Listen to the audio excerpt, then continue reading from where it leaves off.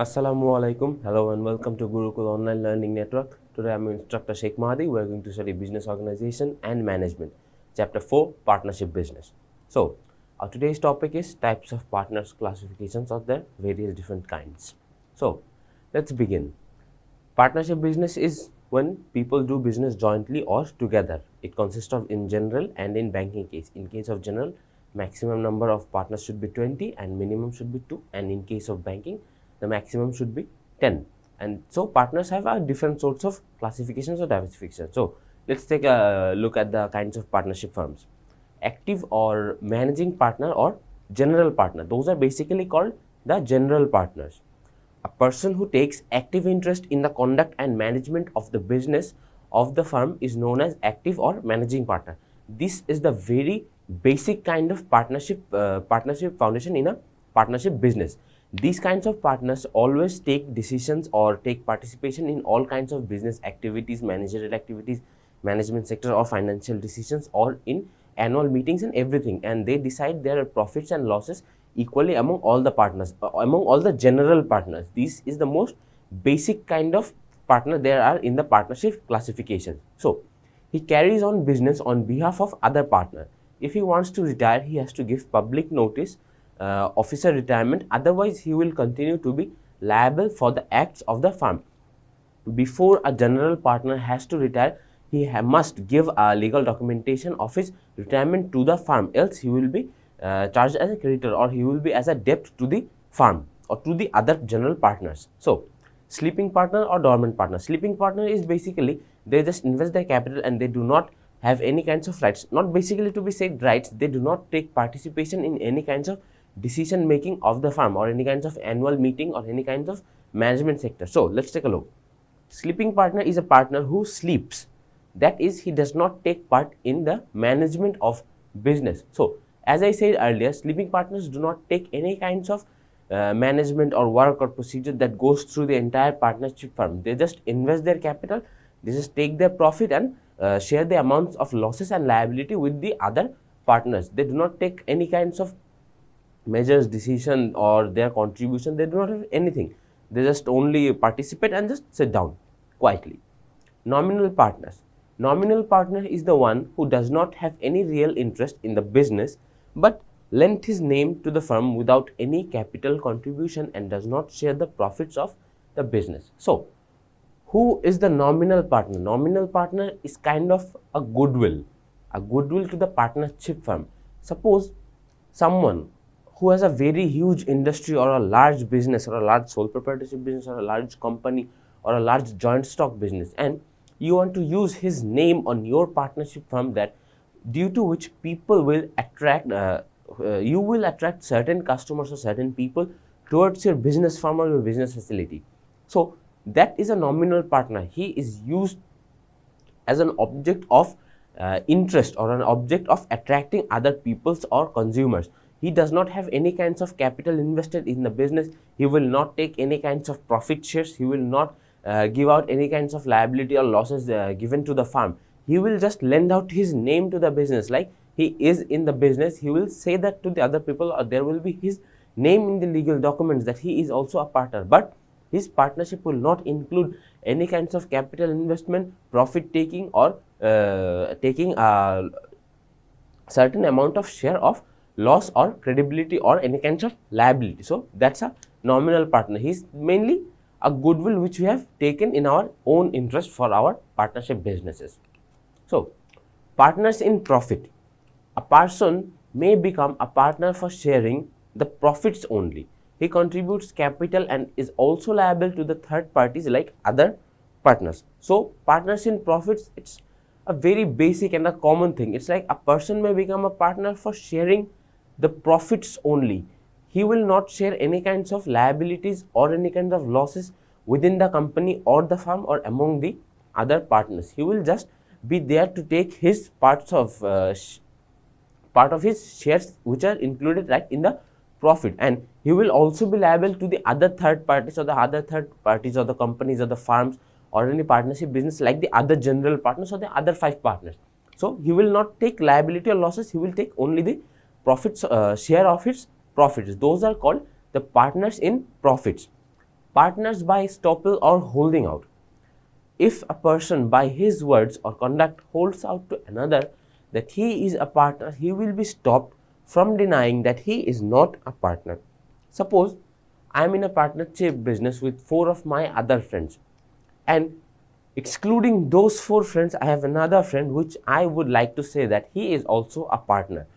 This is not a very basic or a common thing that occurs very commonly or not from time to time. It's like the 5th partner is saying that he is also a partner, saying to the 3rd party or a 6th partner who is not included in the business legally, but he is saying to those other 4 partners that he is also a partner. That means if a person by words, conduct or hold out to another partner that he is a person, that he is a partner, he will be stopped from denying that. No one can deny that he is not a partner if a partner from including inside the business says that he is a partner. So he won't be denied that he is a partner. That person who does become liable to 3rd parties to pay debts from the firm is known as a holding out partner. That means the partner that we just included from outside to our side by saying he is a partner, then instantly he will be liable to the 3rd parties, paying liabilities, paying loans, paying debts. He will bear liabilities as the other partners. But in case of sharing profits, it's not accurate. It can't be said particularly, but in case of liability, he has to pay those debts. So, quasi partner is any partner after this retirement from business organization doesn't take away the amount in the business or business as capital or left amount as loan to take business organization is regarded as quasi partner. So, when investing in a partnership firm, every partner invests equally in their business. Whether it's 5 partner, whether it's 2 partner, or whether it's 10 or whether it's 20, each of them gives their contribution towards the capital equally. They take their profits equally, they share the losses and liabilities equally. Those are in case of general partners, but not in case of all other partners. We're talking general right here. So they share everything among them equally, even the management sector, even the financial sectors and the advertising. All the sectors are distributed among all the partners equally. But quasi partner, this is a bit different. Like all the partners retire from the business after a certain period of time. They may die, they may retire with their own will, whatever the case may be, they retire out of the business, they get out of the business. But if any partner retires but doesn't take away the contributed business capital, that means the capital which he invested in the business or the partnership firm, if he doesn't take that amount of capital back with him, maybe for an uncertain reason, maybe he died or in an accident, maybe he left the country, or no one just forgets easily. Most cases it's the death of a partner that they do not take away their capital till the end of the business period, or they may die an uncertain death before the end of the business period. So that way they cannot take the capital of their business firm that they contributed in that. So that amount of capital which was contributed in the business will be left as a loan to the organization. Loan to the organization, not to the other partners. It will be taken as a credit or a liability. So these type of people are creditors but not to the partner. These type of people are creditors to the firms or the business company, not to the other members. So this is called a quasi partner who does not take their amount of capital invested in the business, and they are taken as a creditor to the firm but not to the other partners. So let's take a look at number 7, limited partner.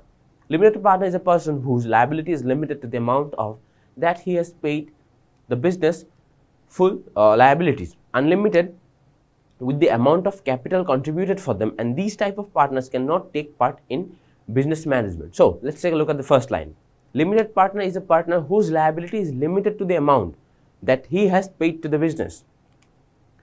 The person whose amount of capital invested in the business would be 5 lakh, that exact 5 lakh would be the amount of liability that he will be paying. That means his liability or credibility to the company is equal to the amount of the equal to the amount of the capital that he has invested in the business, whether it's 5, 10, 2, 1, or how much money it will be. The profit ratio should be always 1 to 1 with like the risk and the profit ratio 1:1. Limited partners have the profits, the much invested, how much money they invested, that much amount they will be paying the liabilities, unlimited with the amount of capital contributed for them. And these types of partners cannot take part in business management. Like the general partners, they can take part in all sorts of business management, development activities, sharing profits, etc. They are in the all fields of a partnership business generally or basically, but a limited partner simply just cannot take part in any kinds of business management. They are not easily that kinds of they do not fall into the row of the general partners that easily. So minor as partner, under the age of 18 one cannot become a partner, but under the section 30 of Indian Partnership Act 1932, a minor can be admitted to the benefits of partner with the consent of other partners. So legally in the world of business, partnership, joint stock companies or companies, whatever we name it, stock debentures, an underaged person cannot buy any kinds of underage person cannot get into any kinds of partnership business, cannot open any kinds of companies, or they just cannot simply register to a business if they're under 18, they're underage. It's a legally age. If you're over 18, that means you can be considered as an adult, not as a kid anymore. So under the age of 18 one cannot become a partner. It's very simple and it's common, it's taken. But under section 30 of the Indian Partnership Act 1932, in case of India, it's different from the other countries. We're putting aside India for a moment. So Indian Partnership Act 1932, partnership acts are all the same, but in different countries some may vary due to their regions or their cultures or their heritages. So Partnership Act 1932 section 30, in the Indian partnership, minor can be admitted to the benefits of partnership with the consent of other partners. Suppose it's a family business like a joint Hindu business, which is a tradition in India. The families continue their ancestral business for generation and generations. That's how, if a Hindu family in India is making a business, a partnership business, and they want to take their children within their business and make them partners with the consent of all the other partners, they can make their children the partners of this business, which is mainly seen in Bangladesh. Also it is seen in Bangladesh. It's a culture. It's mainly kind of culture in India, but it is sometimes seen in Bangladesh, where very big industries or farms, when they want to corrupt the system, they just take their own children under their farms.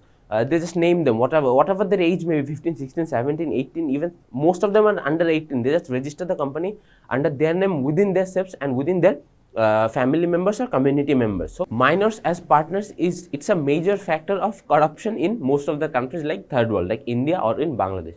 So let's take a look at the other partners, the last. In partnership firms, several of the partners are also found, namely secret partner, who does not want to disclose his relationship with the firm and or the general public. So secret partners are those who will just simply invest in the business, mostly like the sleeping partners. They do not take part in any kinds of business or managerial activities. They are not actually allowed to do that. They are, or like the nominal partners who will just give out the names for goodwill, but not investing any kinds of capital. But secret partners, they will invest their money, they will take the profits, they will share the liabilities.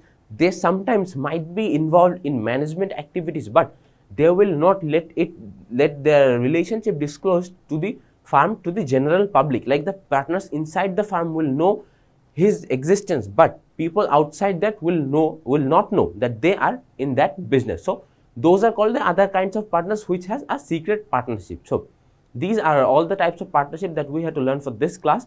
Today's topic for learning was types of partners. So if you have any kinds of question and comments regarding this topic, please let us know down in the comment box below, and thank you for being with Gurukul. Thank you.